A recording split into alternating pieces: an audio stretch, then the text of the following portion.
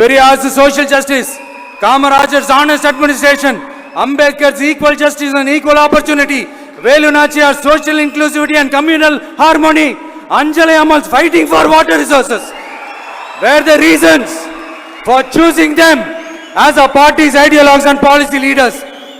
I would like to mention here with pride that we are the first political party to declare two historic women icons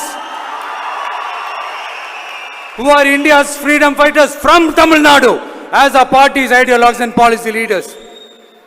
இப்படி ஒரு ஆழமான நம்பிக்கையுடன் வரும் 2026இல் தமிழ்நாடு சட்டமன்ற தேர்தலில் ஒரு மாபெரும் அரசியல் மாற்றத்தை கொண்டு வந்து மக்கள் சக்தியின் உதவியுடன் மக்கள் விரும்புகிற ஒரு நல்ல அரசை அமைப்பதில் உறுதியாக இருப்பதால் அதை தடுக்கிறதுக்குன்னு சில பேர் பகல் கனவு காண்பார்கள் இல்லையா?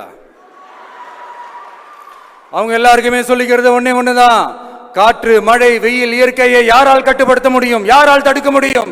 இவை எல்லாம் கடவுளால் உருவாக்கப்பட்டவை. அப்படிதான் எம் மக்களுக்கான அரசியலையும் யாராலும் தடுக்க முடியாது.